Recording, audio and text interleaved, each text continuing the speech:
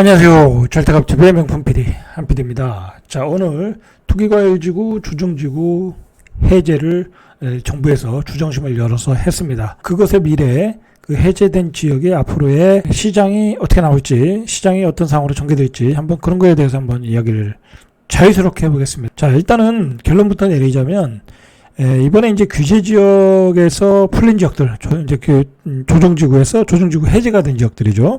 투기과열지구에서 투기과열지구 해제된 지역은 별 변동사항이 없을 것 같고, 시장의 반응이 없을 것이고, 대구에서 봤듯이, 대전에서 봤듯이 시장에 별 뚜렷한 반응이 없었어요. 그냥 계속 빠졌죠. 자, 그러면 이제 조정지구가 해제된 지역이 어떻게 될까? 자, 결론은 한마디로 앞으로 폭락할 지역을 해제해줬다. 자, 그렇게 결론을 내리시면 돼요. 심플하게 생각하시면 돼요. 자, 왜 그러냐면 규제를 풀어줬다는 것은 그동안 못 팔던 물건들이 시장에 쏟아져 나온다는 거거든요. 그 전에 규제 지역일 때는 세금 문제, 중과세, 어떤 취득세, 그 다음에 분양권 전매 제한, 그런 저런 이유로 매매가 거의 불가능했던 지역들이에요. 시장에 유통 물량이 나오지 않았던 지역인데, 그런 유통 경로를 열어줬다라고 보시면 돼요. 자, 그런데 지금 시장은 매수자가 없어요. 매수자가 없어요. 자, 왜 없는지는 굳이 설명할 필요 없잖아요. 금리 폭등, 그리고 그동안 가격의 폭등, 그리고 다주택자는 지금 움직일 수 없는 상황이고, 그리고 지금 세계 경제 위기, 그리고 외환 위기급 상황, 도저히 이건 살 수가 없는 상황에 시장의 매물을 확 풀어낸 거예요. 그러니까, 사실은 이제, 이번에 규제 지역을 더 포괄적으로 풀어줘야 되는데, 정부가 굉장히 조심스럽게 움직이는 것 같아요. 혹시 또 잘못하면 어떻게 될까? 이제 그런 걱정도 있고, 여러 가지 정치적인 부담도 있겠죠. 특히 서울, 경기도, 세종 쪽. 자, 그래서 전국에 대한 어떤 전국 지방에 대한 규제 해제, 그다음에 인천의 일부 지역, 그다음에 경기도의 외곽의 일부 지역, 그 정도까지만 딱 선을 그어서 해제를 해줬다라고 보시면 돼요. 자, 그러면 이제 규제 지역의 미래를 뭐로 보면 되냐면, 바로 몇 개월 전에 규제를 해제해준 지역의 지금 현재 시장의 상황을 보면 되는 거야. 해제해준 데가 대구, 창원, 여수, 순천, 광양, 여순광이죠. 자, 이렇게 해제를 해줬는데 이 지역이 지금 어떻게 됐어요? 대구가 지금 이제 유통 물량이 많아졌을 거 아니에요. 이제 분양권이 풀리면서. 그러면서 이제 대구가 마피가 9천만 원까지 갔어. 도대체 왜 9천만 원까지 갔는지 이해를 못 하겠어요. 9천만 원 손해보고 팔겠다라는 거야. 분양가에 9천만 원 빠진 거야.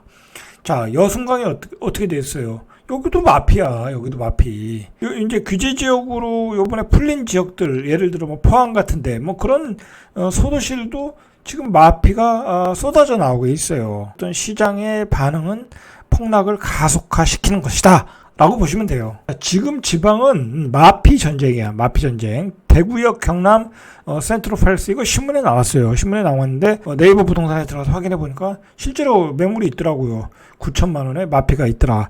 자, 이 대구도 문제가 되는 게 뭐냐면, 대구도 이게 입주하는 아파트가 쌓여 있잖아요. 그러면 입주할 때 이렇게 마피가 터지는 거야, 지금. 그러니까 대구에서 내가 실수요자인데 이 아파트를 꼭 사야 되겠다 그러면 입주할 때 사시면 돼. 이렇게 마피 사시면 되는 거야. 대구, 포항 이런 지방들이 지금 마피가 쌓이고 있다라는 거야.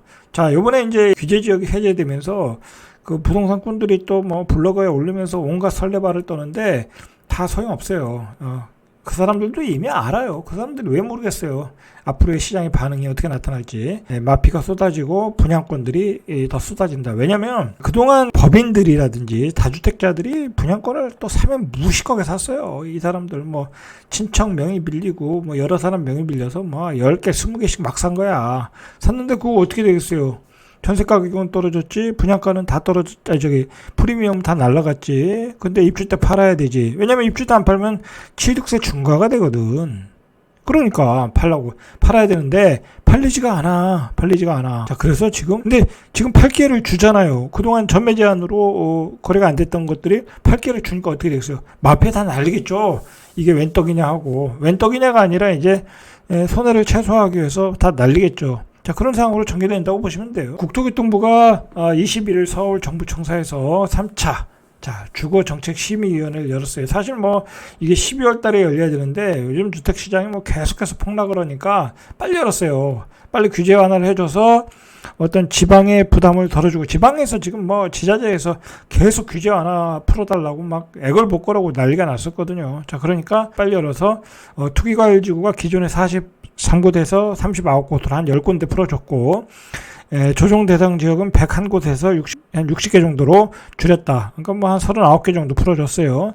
그래서 투기과열지구에서 해제되는 지역은 세종시와 인천, 연수, 남동, 서구 이렇게 4군데.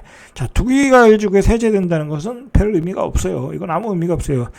대구 수성구에서 받고 우리가 대전 유성구에서 받듯이 아무 의미가 없다. 그냥 생색내기 정도. 그리고 특징적인 게 뭐냐면 경기도 외곽을 풀어줬는데, 이 경기도도 이번에 사실 조금 더 포괄적으로 풀어줬으면 좋았거든요. 왜냐면 이제 뭐 경기도도 지금 시퍼렇게 멍들고 있거든.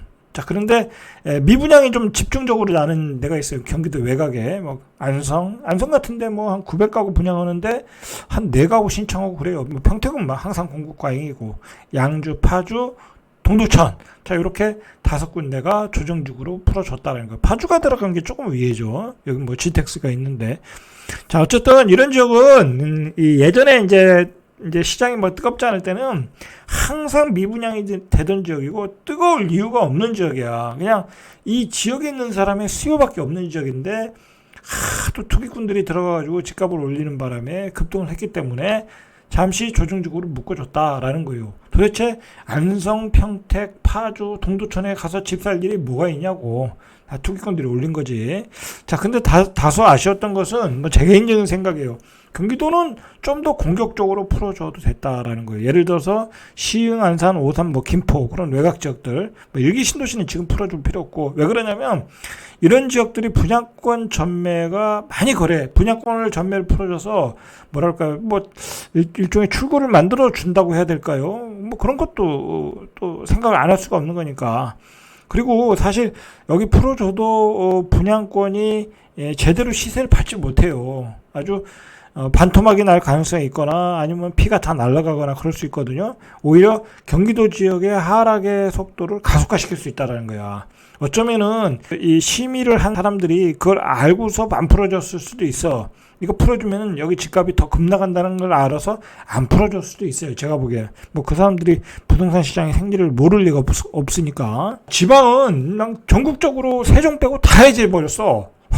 사실 저도 놀랐는데, 자, 이거 보시면은 지방의 경우는 부산 같은 데는 사실 부산에서 해운대, 수영구, 연제구 이런 지역은 뭐 빼고 풀어달라고 얘기했거든요. 근데 싸그리 풀어줬어, 부산도. 자, 대구 뭐 수성구는 뭐 풀어줬고, 광주, 대전, 울산, 뭐 광주는 별로 빠지지도 않았는데 또 풀어줬어. 뭐 광주만 빼고 또 안 풀어주면 또 말이 안 되잖아요, 그죠? 자, 충북, 청주, 충남의 천안, 공주, 농산, 뭐 전북의 전주, 완산, 덕진, 경북의 포항, 남구. 뭐 경북 포항은 포항 남구만 조정지구였던 것 같아요. 경남 창원까지 싸그리 풀어주고 세종만 빼고 다 풀어줬다.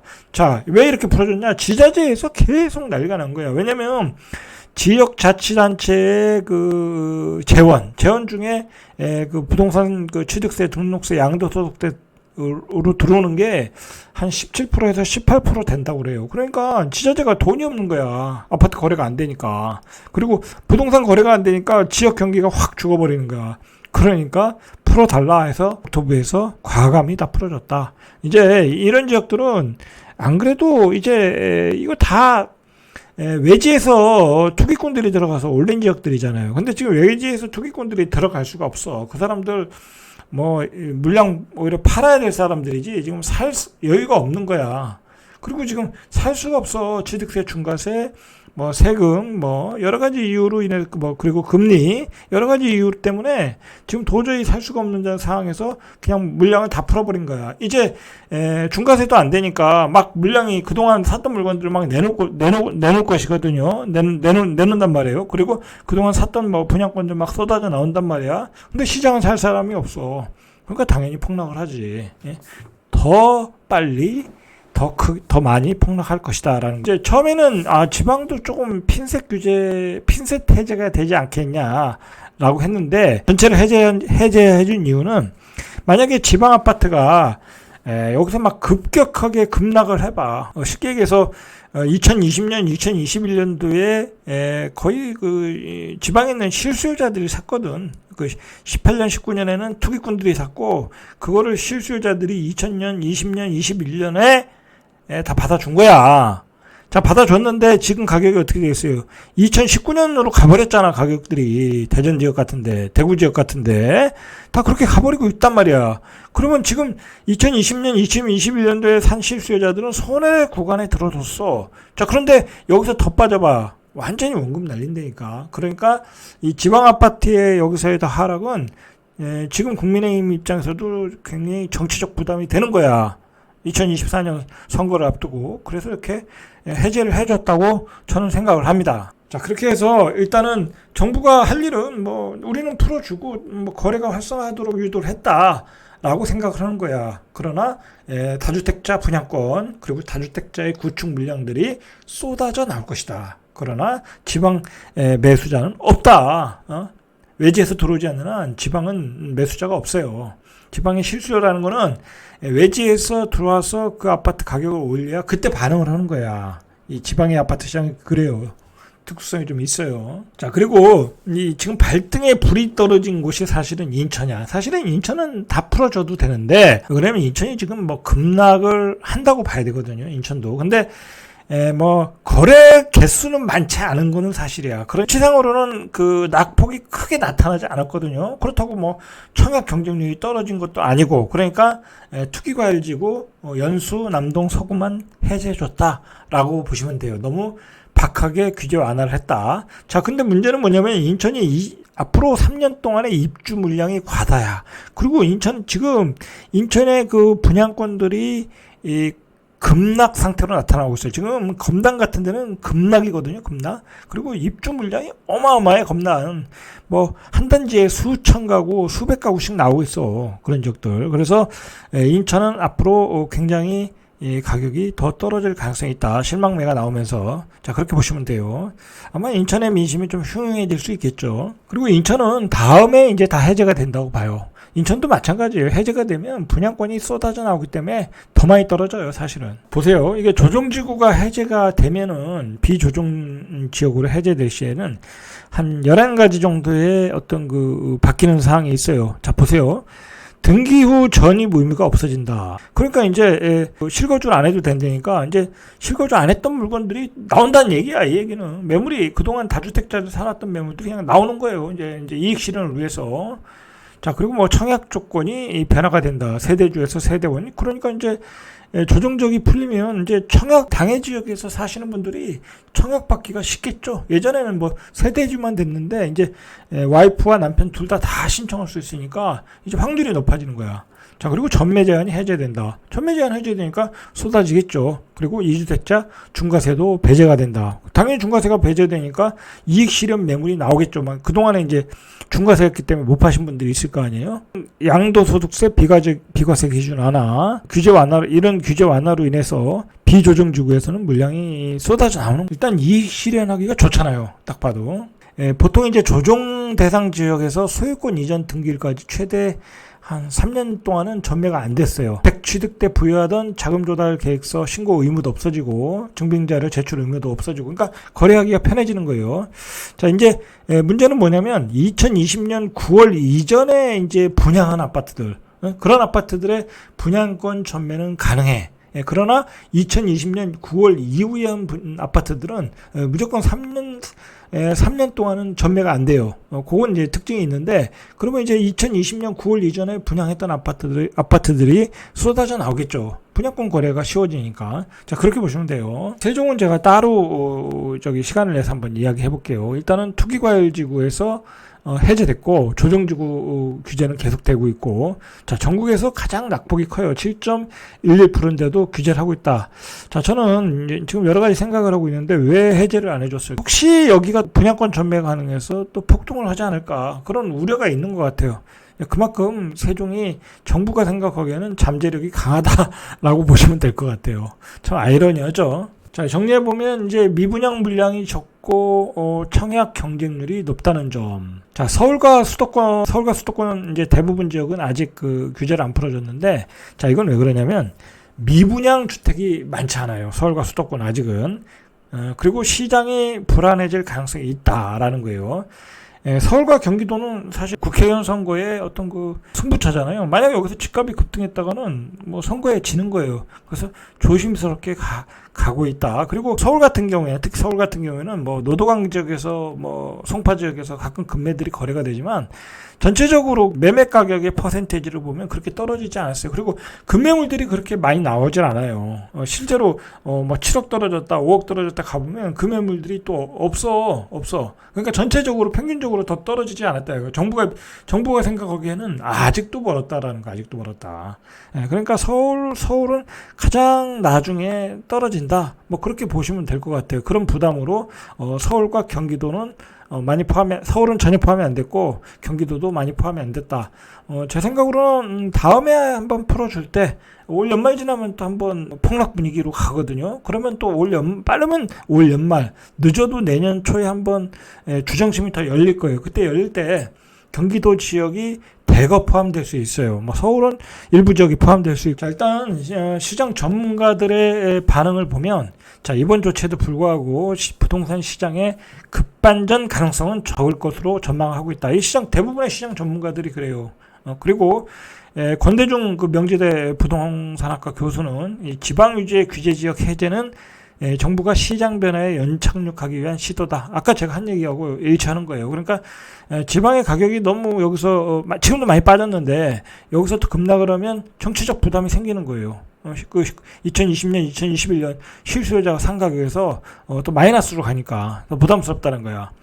자, 이번 조치로는 거래가 늘고 가격 반등이 힘들다라는 견해를 권대중 교수는 보여주고 있고요. 그리고 이 교수님은 금리 급등 기조가 계속되는 등 이 거시경제, 지금은 이제 경제 상황이죠. 부동산 시장에 워낙 좋지 않은 상황이라 반등하기 힘들다라는 얘기예요. 그러니까 과감하게 조금 규제를 풀어줘서 시장의 유통 물량을 불어주는 것도 괜찮은 방법이에요. 지금 시장 심리가 얼마나 냉각 시세보다도 싸도 청약을 안 한다는 거야. 오늘 나온 뉴스인데 사전 청약이 무더기로 포기했다라는 거야. 검단에서 이제 사전 청약을 했는데 검단이 뭐 그렇게 입지가 좋은 지역은 아니잖아요. 자, 사전 청약 당첨자 배정 물량이 811가구인데 491가구만 본청약에 접수했다. 그러니까 10명 중 4명이 청약을 포기했다는 거예요. 이게 이제 분양가가 제가 알기로는 한 4억 3천 정도거든요. 근데 여기 뭐 사실 뭐 요즘 검단도 한 4억 8천, 9천 뭐 그렇게까지 나오고 있거든요. 분양권 가격이 떨어져서 뭐 별도 시세 차익이 안 나니까 뭐 이런 지역까지 우리가 분양을 받겠냐라고 해서 다른 지역을 받겠다 생각을 해서 그런지 많이 포기를 하고 있다라는 거예요. 이게 시장이 뜨거울 때와 차가울 때는 이렇게 다른 거예요. 시장이 이렇게 차가워지니까 뭐 프리미엄이 1억씩 붙었던 게 마이너스 9천씩 떨어지고 막 그러잖아요. 그러니까 우리가 이게 뭐든지 집단 관계로 폭등할 때는 따라가면 안 돼. 이제 지역 해제됐다고 또 막 부동산 투기꾼들이 또 설레발을 떠는데 다 소용이 없는 게 그 사람들도 이미 알고 있어요. 이 시장에 어떤 강한 허들이 있다는 걸. 일단 가격이 너무 올랐잖아. 가격이 충분한 조정이 안 됐다. 지방 같은 데도 지금 가서 보면 전세가율이 일부 이제 급등한 아파트들 보면 50%, 60%, 뭐 60%도 채 안 돼. 그거 누가 사겠어요? 거기 실수요자밖에 살 사람 없어. 외지에서 들어가서 그 낮은 전세가율에 지방 아파트 사는 거는 자살행위야, 자살행위. 자, 그러니까 안 사지.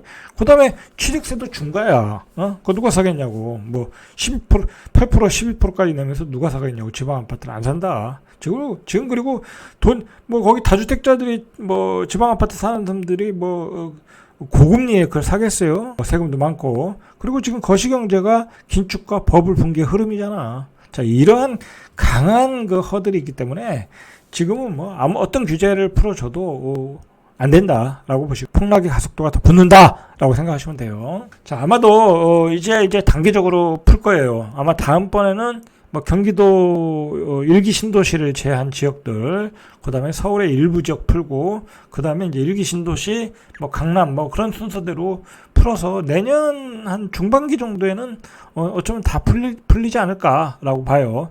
이게 아마 다 풀릴 때 가격이 굉장히 폭락을 했을 거예요, 아마. 자, 오늘은 여기까지 이상 절대값TV의 명품 PD 한 PD였습니다.